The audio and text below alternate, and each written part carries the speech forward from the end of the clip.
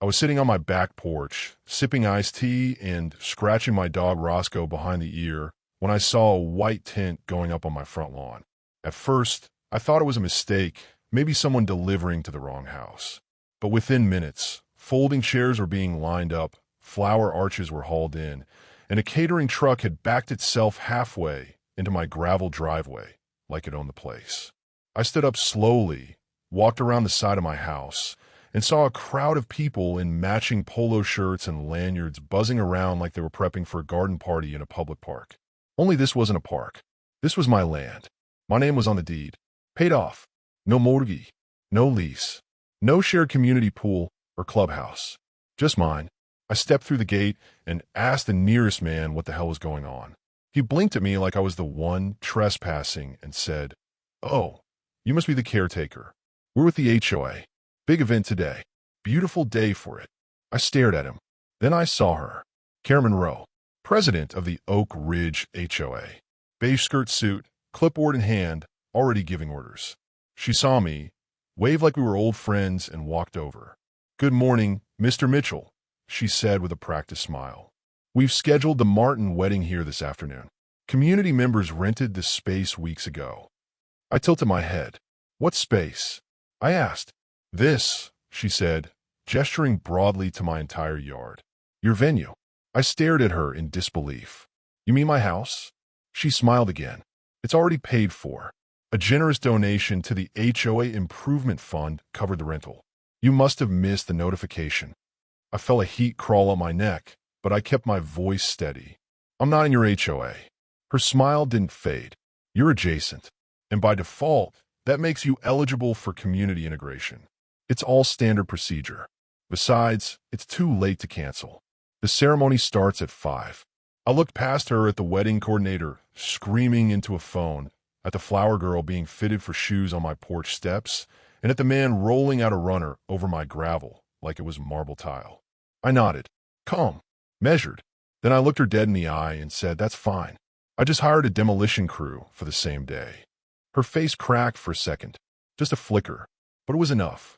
And in that second, I knew this was going to end differently than she planned. I didn't yell. I didn't argue. I turned, walked back to my porch, and pulled out my phone. Because this wasn't just about some wedding.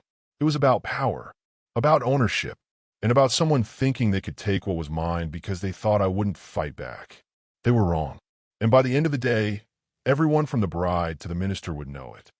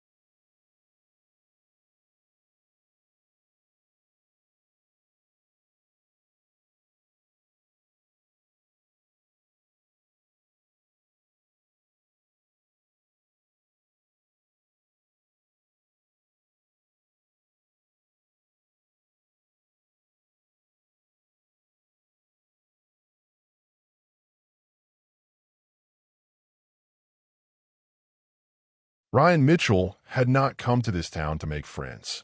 He came to disappear. At 47 years old, Ryan had already lived through two kinds of hell. One that came with the collapse of a 15-year marriage, and another that wore a hard hat and ended with a back injury no amount of therapy could quite fix. After leaving the city behind, he drove north until the roads narrowed, until GPS lagged, until all that was left were pine trees and dirt shoulders and old tractors rusting behind fence posts. That was where he found the house. Or maybe the house found him. It was a single-story home with faded siding and a porch that leaned just slightly to one side, like it was tired but still holding on. It came with 2 acres of wild yard, a tool shed, and a garage just big enough for his 1971 Dodge Dart. No neighbors within shouting distance. No noise. No curfews. No rules. Best of all, no HOA. He asked twice. The real estate agent had smiled, checked the paperwork again, and said, "No association here, sir. It's just dirt and deeds."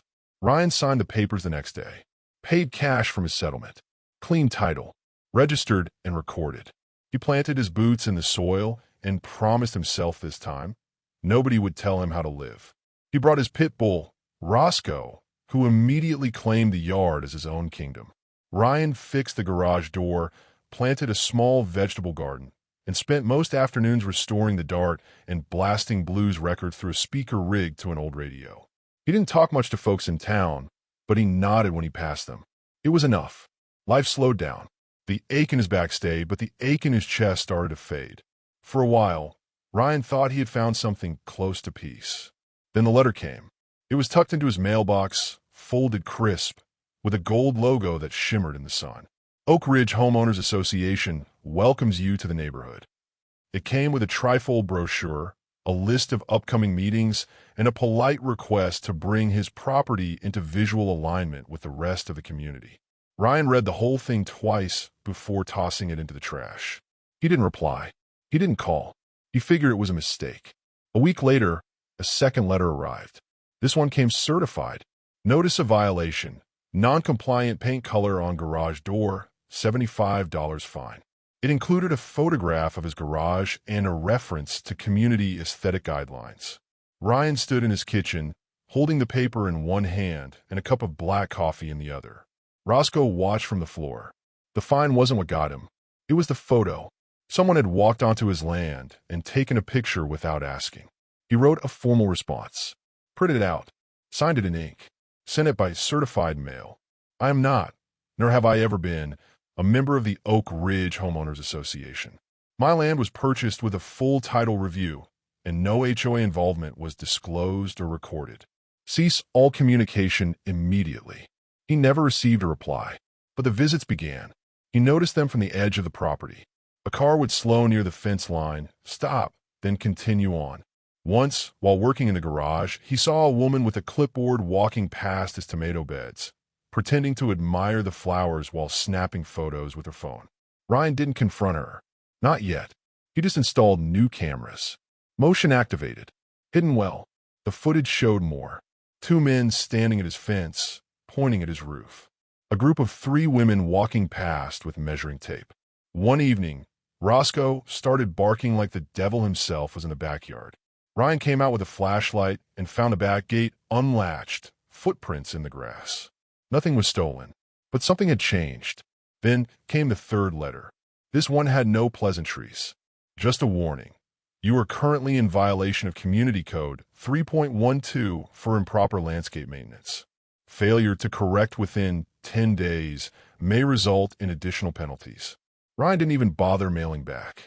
He drove straight to the county clerk's office with his title documents in hand. He laid them on the counter, looked the clerk dead in the eye, and asked one question. Am I in an HOA? The clerk, a woman with square glasses and a bored expression, tapped her keyboard, then frowned, then double-checked. No, sir. Your parcel is outside the Oak Ridge boundary. You're in unincorporated county land. No HOA jurisdiction. He had her stamp a copy of the parcel map, just in case. Still, the pressure didn't stop. One afternoon, while unloading groceries, a black SUV pulled into his driveway. A man in a navy suit stepped out, holding a folder. He smiled, walked over, and introduced himself as a community liaison. "We're planning an outdoor event," he said. "Small, tasteful. A wedding, actually, and we were hoping you might consider hosting it. Beautiful view from your front lawn." Ryan raised an eyebrow. "No." The man chuckled awkwardly. "We'd cover all expenses. You wouldn't need to do anything at all." I said no. The man paused, nodded once. "Well, if you change your mind, I won't." He drove off. Ryan didn't think much of it after that. He figured it was just another nudge. Another push from people who didn't understand the word no. Then, a week later, while he was picking up motor oil and a bag of dog food from the hardware store in town, his phone buzzed. Motion alert. Then another. Then another. He pulled up the feed. On camera, a delivery truck backing through his front gate. Men unloading massive metal poles. Workers hauling white canvas tarps. Folding chairs. Tables. He dropped everything and drove home like his tires were on fire. When he pulled into his road, his jaw locked tight. There, spread across his front yard, was a wedding venue in full bloom. A massive white tent stood anchored into the dirt. A floral arch had been bolted into the side of his porch. Plastic runners covered his gravel walk. A catering truck was already setting up tables of champagne glasses and dessert trays. He parked in the middle of the lawn, got out slowly, walked toward the chaos. A woman in a headset was yelling at a delivery driver to make sure the gift table is centered with the bridal aisle. A teenager in a tuxedo was throwing a football over Roscoe's kennel. The dog was barking so hard his whole body shook. Ryan found Karen Monroe near the tent, clipboard in hand, inspecting silverware. She saw him, smiled. "Mr. Mitchell," she said brightly. "Glad you're back. Isn't it beautiful?" He didn't speak, just stared. She gestured around. "It's just for one day. The couple's a local family, and we were short on venues, so we decided to." "You decided?" he said. "Yes. After your hesitation, the board voted to proceed. You'll be compensated, of course." He shook his head once. "I'm not in your HOA." She smiled thinner this time. "You're adjacent. That makes you eligible under Section 7 of the Community Expansion Initiative. It's all perfectly documented." Ryan looked around at the white tent, the men hammering stakes into his ground, the stranger walking out of his garage holding a stack of paper towels like he belonged there. He exhaled slowly, then said, "You have until tomorrow morning to get everything off my land." Karen looked confused. "But the ceremony—" "Tomorrow morning." "Ryan, you heard me." And then he turned, walked back to his porch, sat down beside Roscoe, and opened his phone. He wasn't going to argue anymore. They had pushed too far, and now they were going to learn what happened when a man who built homes for a living decided to tear something down.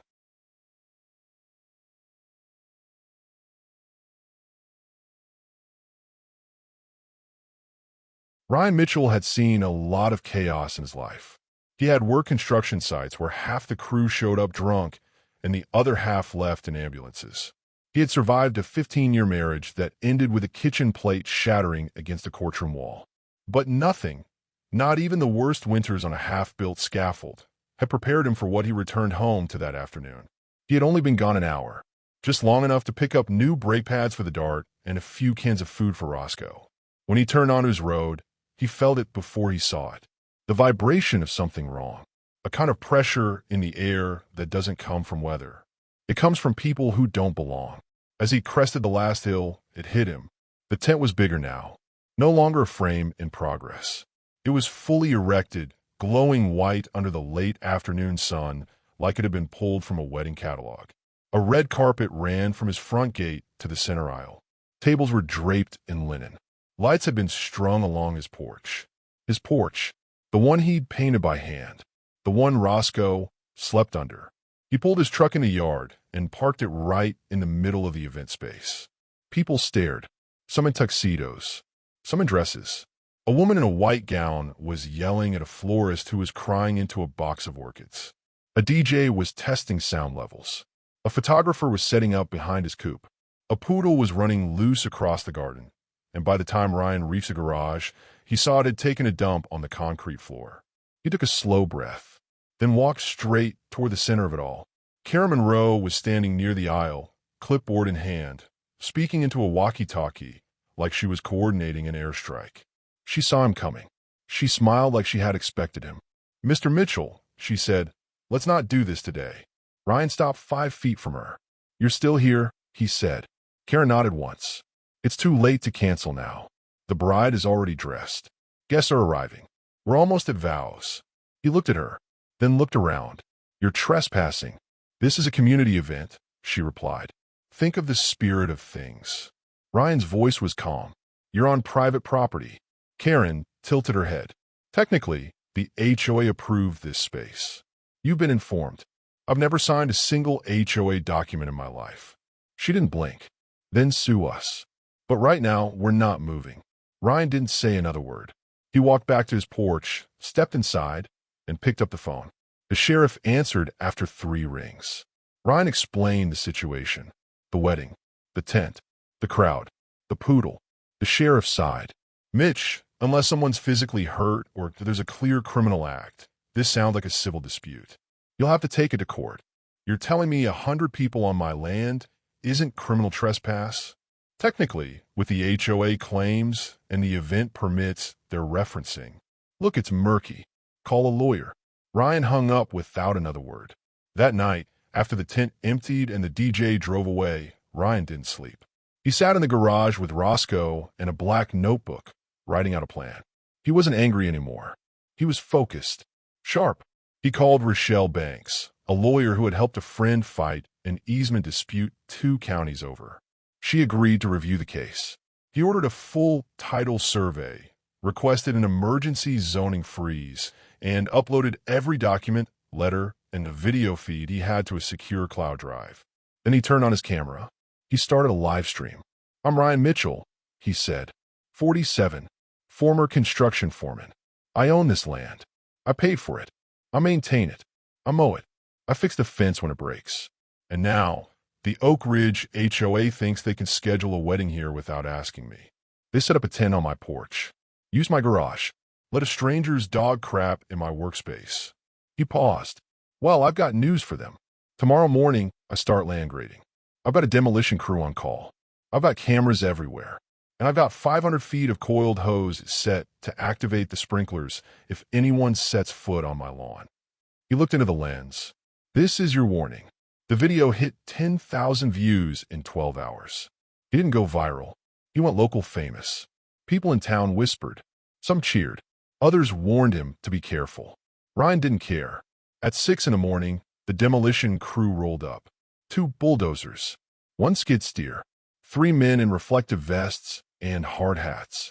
Ryan handed them the plans. "Land grading, east to west. Start slow." He set up 3 cameras, 1 at the front gate, 1 under the porch roof, 1 from the garage loft. He activated the motion-triggered sprinkler system along the north fence. He mounted 2 speakers to a tree near the tent.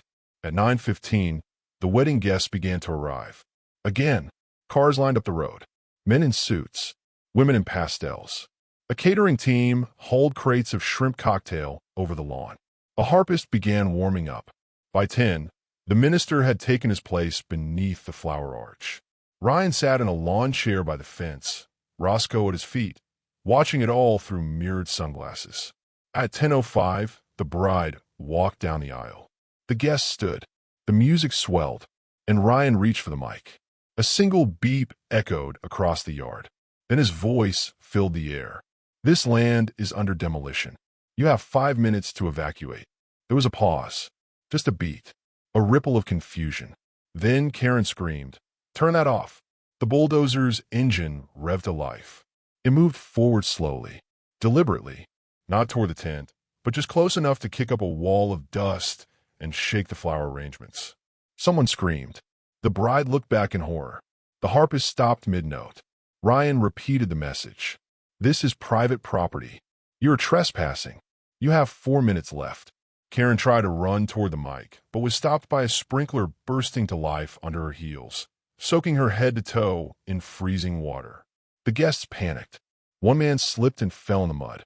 A woman screamed at her child to get in the car. The groom tried to unplug the speaker and got hit by a second sprinkler jet in the face. The camera captured it all. Karen waving her clipboard like it was a magic wand. The bride screaming at the caterer to save the cake. A board member clutching his chest and sitting down on the lawn as if the ground were collapsing. Then came the sirens. 2 sheriff units pulled up, a news van right behind them. Ryan stood up. Calm. Clean. He walked over to the deputy and handed over his title survey, stamped and signed. Here's my landline, he said. Here's the footage. Here's the HOA's unauthorized event permit. And here's the invoice from the demolition crew. The deputy blinked. Jesus, Ryan. Ryan didn't smile. He just said, not anymore. The sheriff called for backup. The wedding was declared an unlawful assembly. The guests were asked to leave. The tent was ordered to be disassembled immediately. And as the DJ equipment was dragged off the property, a reporter shoved a microphone in Ryan's face. Sir, do you regret your actions today? Ryan looked into the lens. I regret nothing, he said. But if the HOA wants to schedule a funeral next week, I suggest they pick another venue. The clip aired on 5 local channels that night. The internet exploded. Ryan Mitchell became a name that HOA lawyers would remember for years. But more importantly, so would the people who had lost land, lost sleep, and lost battles they never had a chance to fight. Ryan didn't fight for fame. He fought for the right to say one simple word on his own property. No.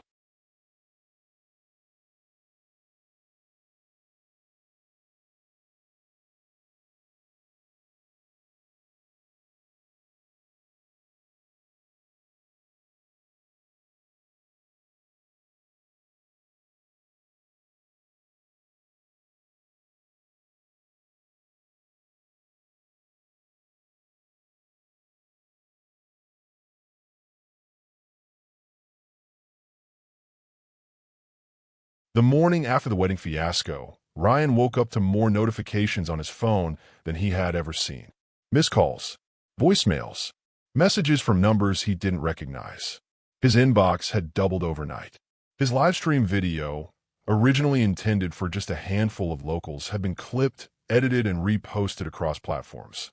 The title varied depending on who was sharing it, but the sentiment was the same. Man demolishes wedding setup on his own land. Some called him a hero. Others said he'd gone too far. A few accused him of being a menace, of ruining a bride's special day. But Ryan didn't care what the comments said. He wasn't reading them for praise.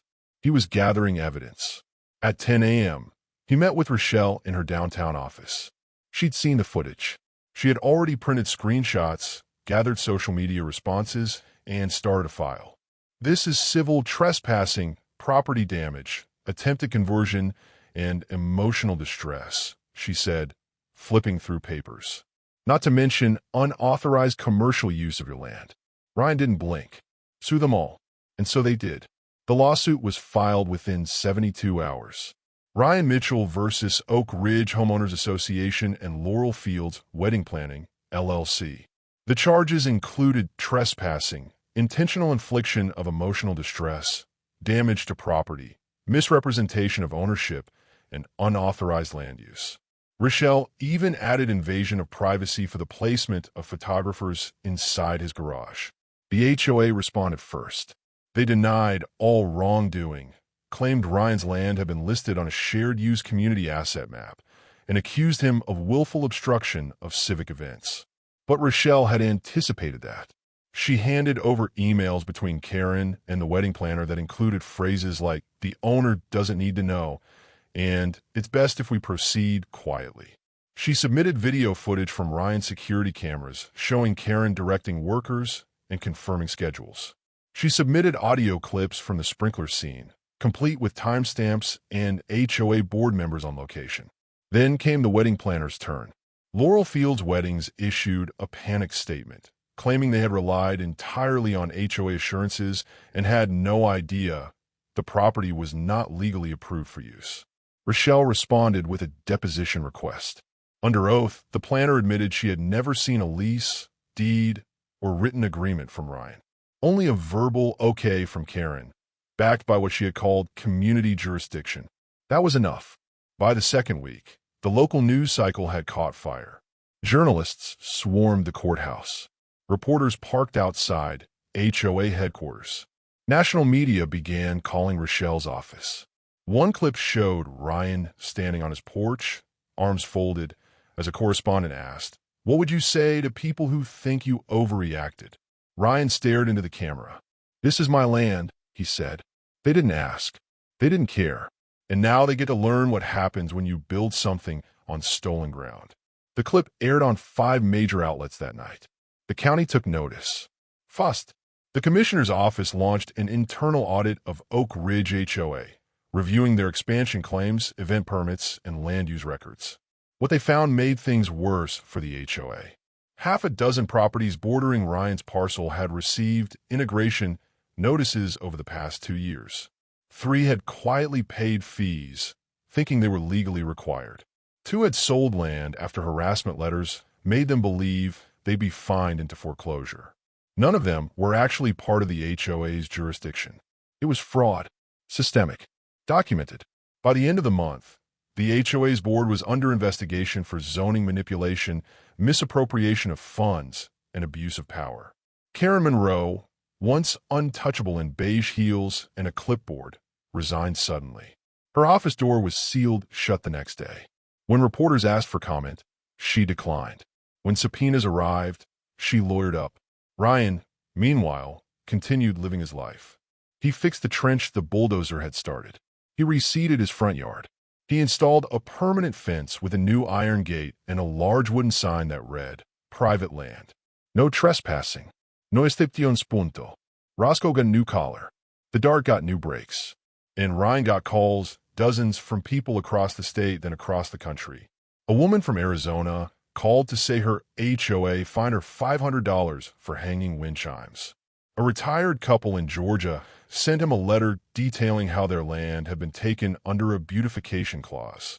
A rancher in Montana emailed him a video of security guards patrolling his fields like they belonged there. They all said the same thing. "You gave us hope." Ryan never asked for that. He never intended to become a face or a headline. But as the court hearings continued and settlement talks began, he realized something. This wasn't just about him anymore. It was about property rights, about dignity, about drawing a line and daring anyone to cross it. 2 months later, the court ruled in Ryan's favor. The HOA was ordered to pay damages totaling over $200,000, covering property restoration, emotional stress, and legal fees.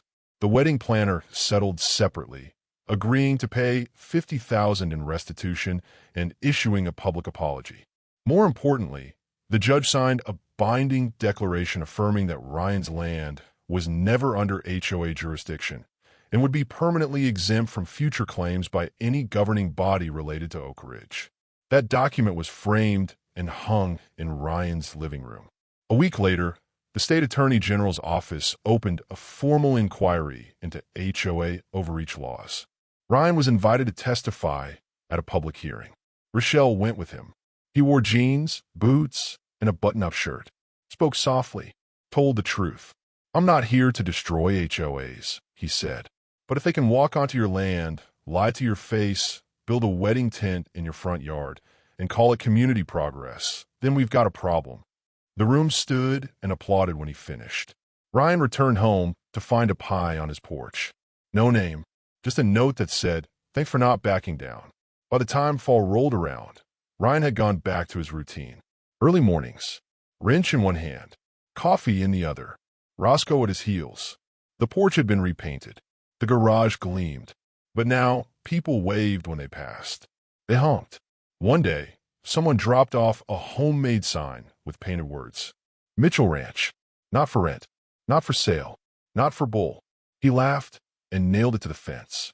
Because this was more than land now. It was legacy. Proof that when you stand your ground, others will stand with you. They had tried to take his peace with politeness and paperwork. He returned the favor with a bulldozer and a microphone. And when the dust settled, he didn't just reclaim his yard. He reclaimed a truth that too many had forgotten. This land is yours if you're willing to fight for it.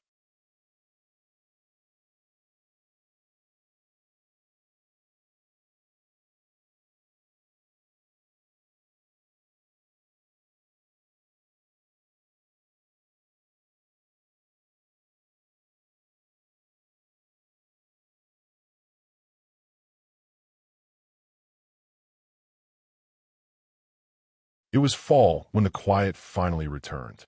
Not the silence of uncertainty or the stillness before something bad, but real quiet. The kind that only happens when all the noise has been pushed out, when the last trespasser's boot print has been washed away by rain, and your land finally breathes again. Ryan Mitchell sat on his rebuilt porch, legs stretched out, boots crossed at the ankle, a mug of black coffee cooling beside him. Roscoe lay curled under the bench, tail flicking with every shift of wind. Above them, a new steel sign was bolted to the gate. The letters were tall, sharp, and bold.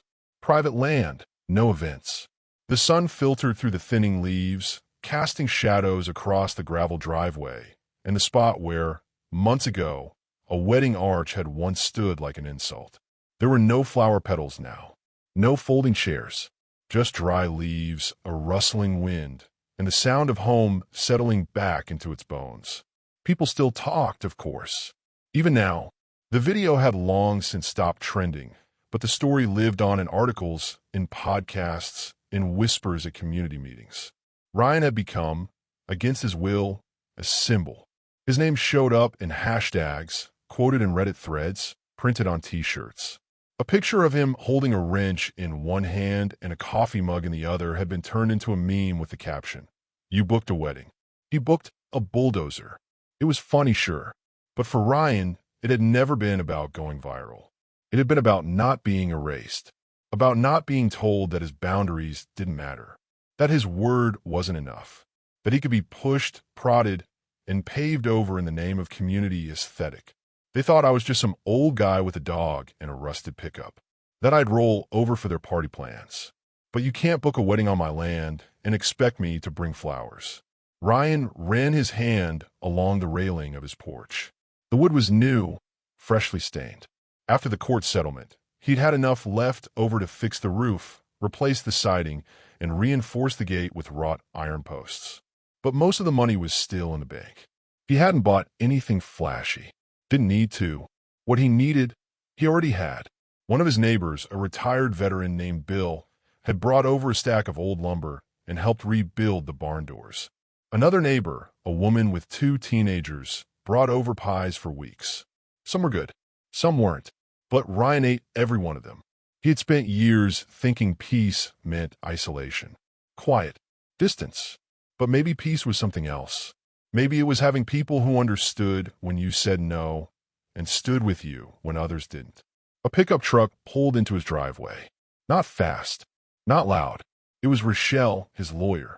She stepped out with a box in one hand and a grin on her face. "You still living like a monk?" she called. Ryan stood and stretched. "Monks don't have muscle cars." "Debatable," she said, walking up the steps. She handed him the box. From the county. Ryan opened it slowly. Inside was a certificate, signed and sealed, formally registering his property as a protected parcel under state land use law. The HOA had been banned from any future jurisdictional expansion for the next 30 years. The wedding planner had filed for bankruptcy. And Karen Monroe? Last Ryan heard, she'd moved to Florida, selling beach condos. No clipboard in sight. "Not bad for a guy who just wanted to fix up a car and grow some tomatoes," Rochelle said. Ryan chuckled. "And drink tea. Don't forget the tea." They sat on the porch for a while, the way friends do when the work is done and nothing needs fixing for the moment. "You know," she said, "they still think you overreacted." Ryan nodded slowly. "Karen said that to me, too, right before the sprinklers went off." Rochelle grinned. "And what did you say again?" He looked out the fence, then back at her. "Ma'am," he said, voice dry as the gravel, "I haven't even started." Rochelle laughed, then leaned back in her chair. "Want to start a nonprofit?" "No." "Run for council?" "Absolutely not." She paused. "How about writing a book?" "I don't write." "Then you better keep that porch clean, because I hear people want to visit the place where the HOA got baptized in dust." Ryan shook his head, but he smiled. The visits did happen, though. People drove in from other towns just to see the sign. Some left notes in the mailbox. Others asked for photos. A few were too nervous to come to the door, but Ryan saw them through the window. Always respectful, always quiet, and every now and then, someone would ask him the same question. "How did you know you could fight back?" Ryan never had a simple answer. Maybe it was the years of being told to sit down and shut up. Maybe it was the long drives through subdivisions that all looked the same. Maybe it was the way Karen talked to him, like she was doing him a favor while walking across his grass in heels that couldn't stand the dirt. Or maybe, deep down, he had just reached the age where you stop apologizing for owning your name. The storm they had stirred up wasn't just about wedding chairs or tent poles. It was about how easy it is for people in power to decide what matters and who doesn't. They thought it would be easier to apologize after the fact than ask for permission. But they didn't expect the bulldozer, didn't expect the cameras, didn't expect the quiet man with a dog and a wrench to become a landmark. And that's what the land had become now, a landmark. A line, not drawn in chalk, but in steel, in soil, in court orders and survey maps, and 100,000 reposts of a man who refused to be erased. Ryan stood and stretched, his back still stiff but no longer bitter. He grabbed his coffee, whistled for Roscoe, and walked toward the gate. The sun was starting to set behind the ridge. The trees cast long shadows across the driveway. He ran his fingers along the steel sign. Private land, no events. 3 words, no loopholes. He turned back to his house and climbed the porch steps, slow and steady. The wind picked up for a second, rustling the leaves, lifting the edges of a flyer someone had pinned to the old oak tree at the edge of the property. It was an invitation to a community garden expansion project, sponsored by a new HOA. Ryan read it once, then crumpled it, tossed it into the burn barrel, and struck a match. Some lessons don't get old. As the flame flickered and the sky deepened into twilight, Ryan sat back in his chair, the weight of everything settling not heavy, but solid. He hadn't won because he was louder. He won because he didn't move. Because when they said, "This isn't over," he didn't hear a threat. He heard an invitation, and answered it with steel, soil, and silence.